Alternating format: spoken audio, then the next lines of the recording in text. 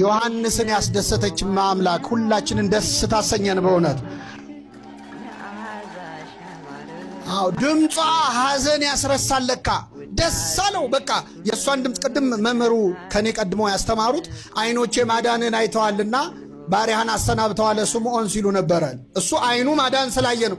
ዮሐንስ ደግሞ ጆሮ የእናቱን ድምፅ ስለሰማ ከዛ በኋላ በረሃ ሸሸ፣ መነነ። የእሷን ድምፅ የሰሙ ሰዎች ዓለም ያስጠላቸዋል፣ ምናኔ ያምራቸዋል። እና አንቺ የተባረክሽ ነሽ፣ የማኅፀንሽ ፍሬ ቡሩክ ነው፣ የጌታዬ እናት ወደ እኔ ልትመጪ እኔ ማን ነኝ? የሰላምታች ድምፅ በጆሮዬ በገባ ጊዜ ጽንሱ በማኅፀኔ በደስታ ዘለለ ብላ አመሰገነቻት። አንድ ሁለት ነገር ነግሬያቸው አበቃለሁ ምዕመናን። አሁን ዛሬ እመቤታችን ያረፈችበት ቀን ነው። ቅድም ወንድምቶቻችን ሞት ለሚሞት ሰው ይገባል፣ ሞታ ለማርያም ያጽም ለኩሉ፣ የማርያም ሞት ግን ሁሉን ያስገርማል ሲሉ ነበር። የእመቤታችን ሞት ለምንድን ነው የሚገርመው? እንኳን እሷ ልጇስ ሞቶ የለ ሞቷል። ግን እሱ የሞተው ለማን ነው? ዓለምን ለማዳን ነው። እሱ የሞተው የማንን ሞት ነው? እሷ የእኛን ሁሉ ሞት ሳትሞት ኃጢአትም ሳትሰራ መሞቷን ስናስብ ይገርመናል፣ በጣም ይገርመናል። በደል ያልተገኘባት ለምን መሰላችሁ? የድንግል ማርያም ሞት የሚገርመን ሞት ወደ እሷ ሲመጣ የሆነውን ቅዱስ ያዕቆብ ዘስሩግ ተናግሯል። ሞት የተፈረካከሰው የተዋረደው በማኅፀኗ ፍሬ ነው አይደለም? ሞት የሞተው በክርስቶስ ነው። ዓርብ ዕለት ነው ልጇ ነው ሞትን ያዋረደው። ስለዚህ ሞት ወደ ሕይወት እናት ወደ ድንግል ማርያም ሊመጣ ሲል ፈራ ይላል። በዚህ ቤተሰብ ምን እንደደረሰበት ያውቃል። ከዚህ በፊት ክርስቶስን አገኘው ብሎ ውጣለው ብሎ መጥቶ መስቀሉ ላይ አስጨንቆ ሞትን ድል ነስቶ ሕይወትን ለሁላችን ሰጥቶናል አይደለም? ስለዚህ አሁን የሕይወት እናት ስትሞት አይገርም? ሕይወትን ወልዳ መሞቷ በጣም ይደንቃል። ወደ እሷ ሲመጣ ቅድም አስተርእዮ በሰማይ ኮነ እያሉ ሲዘምሩ ነበር። የዛሬው ዕለት እመቤታችን ሥጋዋና ነፍሷ ሲለያይ ያ እግዚአብሔርን የሚያከብር ነፍሷ ወደ እግዚአብሔር ሲወሰድ ሐዋርያት በምድር አዝነዋል፣ በሰማይ ግን ደስታ ነበረ። በሰማይ ምን ነበረ? ደስታ ነበረ። ለምን? እመቤታችን ነፍሷ ከሥጋዋ ተለይታ ነፍሷ ወደ ሰማይ ሄደችው እኮ ወደ ልጇ ሄደችው አይደለም? ወደ ማን ነው? ወደ ልጇ። እኛ የሚገርመን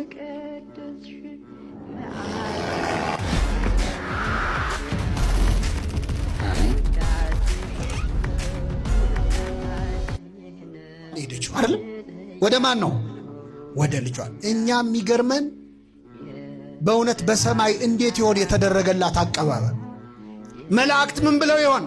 ገብርኤል እዚህ ጸጋን የተሞላሽ ሆይ ምን ይበልሽ ብሎ ነበር። ወደ ሰማይ ስትመጣ ገብርኤል ምን ብሎ ዘምሮ ይሆን? በእውነት ኤልሳቤጥ ወደ እኔ ትመጪ ዘንድ እንዴት ይሆናል ብላ ይሆን? የሰማይ ቅዱሳን ኅብረት እንዴት ነው የተቀበሏት ድንግል ማርያም? በእውነት እመቤታችን ፍቅሯን በሁላችን ልብ ትሳልብን። አባቶቻችን ሁሉ ነገር ውስጥ እመቤታችን አለች። እችን ነግሬያችሁ ላብቅ። ልጅ ሲወለድ ምን እየተባለ ነው የተወለዳችሁት? ቀረ እንዴ? ማርያም ልክ ልንጠይቃት ልክ ስትወልድ ደግሞ ስሟ ይቀየርና የምን አራስ ትሆናለች? የማርያም አራስ። ስትጠይቁ ደግሞ ሄዳችሁ እንኳን ምን ትመልሳለች? እሱ ማርያም ታኖርሽ አይደለም? ምን አገናኘው ይላል። አሁን አንዳንድ ሰው ምን አገናኘው እንኳን ማርያም ማረችሽ። ጽንስና ድንግል ማርያምን አንዳንድ ሆስፒታል ውስጥም ስለ ማርያም ሲያዩ አንዳንድ ሰዎች ምን አገናኛው ከእሷ ጋር ይላሉ። ጽንስና እመቤታችንን የማያገናኛቸው መጽሐፍ ቅዱስ ነው። የሰላምታሽ ድምፅ በጆሮዬ በገባ ጊዜ ጽንሱ በማኅፀኔ በደስታ ዘለለ። የእሷ ስም ሲነሳ ጽንስ የሆነ ነገር እንደሚሆን ያየነው መጽሐፍ ቅዱስ ላይ ነው። ስለዚህ ማርያም ማርያም ብለን ተወልደናል። ገና እስከ ምጽአት ድረስ ማርያም ማርያም እያለን እንወልዳለን። እግዚአብሔር ክብር ምስጋና ይድረሰው። በሆነ ምን እናድርግ እንግዲህ? ተጽፎ ያገኘነውን ነው ምን ደግመው። የሰላምታች ድምፅ በጆሮዬ ምን ባለ ጊዜ ትልቁ አዋላጅ እመቤታችን ነች። እና ሁሉ ነገሩስ ማርያም። ልጆችም ስንሯሯጥ ድሮ የምን መንገድ ስጠኝ ነበር ምን አቤት ጥቁር ነገር ሰውነታችን ላይ ሲወጣስ ይገርማችኋል። አንዱ ሰውዬ መረረው። እንዴ ምንድን ነው አለ። ልጅ ተወለደ ማርያም፣ ሩጫ ሆነ ማርያም፣ አልበዛም ወይ አላቸው። አንድ አባት ጋር ሄዶ ሲላቸው እኛ አባት በእውነት አባቶቻችን መልስ ያውቃሉና ብርቱካን የተቀመጠ ብርቱካን ነበር ቤት ውስጥ። እስቲ ያን ብርቱካን አቀብለኝ አሉት። እሺ ያለና ሰጣቸው። ላጡና ጥርግ አድርገው በሉ። አይኑ እያየ ልጁ ማለት እንደው አንድ አንጓውን እንኳን ይሰጡኛል ብሎ ሲጠብቅ የለም። ጥርግ አድርገው በሉና ልጣጩን እንካጣለው አሉት። እሺ ብሎ እየተበሳጨው ወረወረው። እኔም ምን አሉት፣ አሁን የበላሁት ብርቱካን ይጣፍጣል አይጣፍጥም አሉት። ደሙ ፈላ። እንዴ እኔ ይጣፍጥ አይጣፍጥ እኔ ምን አውቃለሁ አለ። ለምን አታውቅም አሉት። አልቀመስኩትም አለ። የድንግል ማርያምንም ፍቅሯን ካልቀመስከው አታውቀውም አሉት። ምእመናን ጥቅሱ ሊጠፋን ይችላል። ብዙ እናቶች ድንግል ማርያም ታማልዳለች ወይ ይሄው ዮሐንስ ወንጌል ምዕራፍ 2 ላይ እኮ አማልዳለች ብለው ጥቅስ ማሳየት አይችሉም። በሷ ምልጃ የዳነ ቁስላቸውን ግን ገልጠው ማሳየት የሚችሉ ሰዎች አሉ የሉም? ለምልጃዋ ምስክሮቹ እኛ ነን። ከመጽሐፍ አይደለም ያገኘነው። እመቤታችን ለማማለዷ ቆመን መሄዳችን ምስክር የሆንን በጣም ብዙ ሰዎች አሉ። አባቶቻችን ያስተማሩን በተግባር ያዩትን ነው። አባ ጊዮርጊስ ዘጋስጫለውን ነግሬያችሁ ልውረድ። ከኔ ጋር ናችሁ? እዚህ መሃል በእውነት ይህን ትምህርት የምትሰሙ ሰዎች አንድ ጸሎት እንድትጸልዩ እመክራችኋለሁ። አርጋኖነ ድንግል ወይም አርጋኖን የሚበል እስቲ አርጋኖን በሉ። ይኸውላችሁ በጣም ጥልቅ የጸሎት መጽሐፍ። እንደው ለግርማ ሞገስ ለምናምን ለቡዳ አልጋ ላይ ለሚሸና የሚባል መጽሐፍ የለም በቤተ ክርስቲያን። እሺ እሱ ጥንቆላ ነው። በቤተ ክርስቲያናችን ያለው መጽሐፍ ውዳሴ ማርያም፣ ዳዊት፣ አርጋኖን። እስቲ አርጋኖን በሉ። አባ ጊዮርጊስ ነው የደረሰው። በጣም ፍቅሯን ያሳድራል በእውነት። እዚህ መሃል ሁለት አይነት ሰው አለ። አንዳንዱ ሰው እኔ ይቅርታ አድርጉልኝ አልጠላትም፣ ግን ብዙም አይገባኝም የድንግል ማርያም ነገር የሚላል። እንዲህ ለምትሉ ሰዎች እግዚአብሔር ፍቅሯን ይጨምርልን፣ ለሁላችን ይጨምርልን። ኤልሳቤጥ ያመሰገነችው ምን ሞልቶባን ነው? ስለዚህ መንፈስ ቅዱስ ካልሞላብህ እሷ ነገር አይመጣል። ትሁት መሆን አለብህ።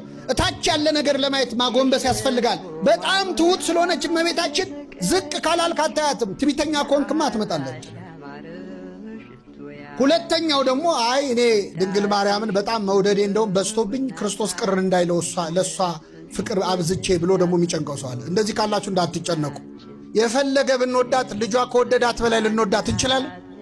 እርሷን መውደድ ጥፋት ከሆነ የመጀመሪያ ወዳጇ ማን ነው? ልጇ ነው። እና አባ ጊዮርጊስ ይገርማቸዋል፣ በጣም እመቤታችንን ይወዳታል። አርጋኖነ ድንግልን የጻፈ ነው። እና በሕይወት ዘመኑ አጼ ዳዊት የተባለ ንጉሥ አሳስሮት ከ10 ዓመት በላይ እስር ቤት ውስጥ ማቀቅ እና በቃ ከዚህ በኋላ አልፈታም እዚሁ ነው የምሞተው ብሎ መቃብር ቆፍሮ ሊቀበር እዛ ሲጠብቅ የእግዚአብሔር ነገር ሆነና አባ ጊዮርጊስ ሳይሞት አጼ ዳዊት ሞተ ከፈረስ ላይ ወድቆ። ከዛ አንድ ሰው እየበረረ በፈረስ መጥቶ አባ ጊዮርጊስን አባታችን የምስራች አሉ። ምስር ብላ ምን ነው አሉ። ሲያሰቃይ ሲያስር የነበረው አጼ ዳዊት ዛሬ ከፈረስ ወድቆ ሞተ እኮ አለው። አባ ጊዮርጊስ ስቅስቅ ብሎ አለቀሰ። ከኔ ጋር ናችሁ ምዕመናን? እስቲ አሁን ሳትዋሹ ንገሩኝ። እንደው በጣም ሲያሰቃያችሁ የነበረ ሰው ዛሬ ሞተ ብላችሁ ምን ምትሉት? እሳ አትሉም። እኔ ልንገራችሁ፣ እኔ አትሉም እንደምትሉ ልንገራችሁ። ውይ ሞተ እንዴ ትላላችሁ መጀመሪያ ላይ ማለት ነው። ከዛ እሱም አብዝቶት ነበር። ከዛ አፈሩን ገለባ ያደርግለት እንጂ አይደለ ሙቶ ቃሻ ያድርገኝ እንጂ ብላችሁ ድጋሚ ትገሉታላችሁ። አባ ጊዮርጊስ ግን አለቀሰ። እንዴ ምን ነው ለምን ታለቅሳለህ? ሲያስርህ ሲያሰቃይ የነበረ ንጉሥ እኮ ነው አለ። ኧረ ከዚህ በኋላ 1000 ዓመት ሞቶ ኖሮ 1000 ዓመት ቢያስረኝ ይሻለኝ ነበር። እንዴ ለምን? እሱ እኮ በጣም ነው የሚጠላህ አለው። አዎ እኔን በጣም ነው የሚጠላኝ፣ ድንግል ማርያምን ግን ይወዳት ነበር አለ። አባቶቻችን እነሱን የሚጠላ ሰው ራሱ እሷን ከወደደ ይወዱት ነበር። የእመቤታችንን ፍቅር በሁላችን ያሳድርብን። የሰማነውን በልቦናችን ጽላት ይጻፈልን።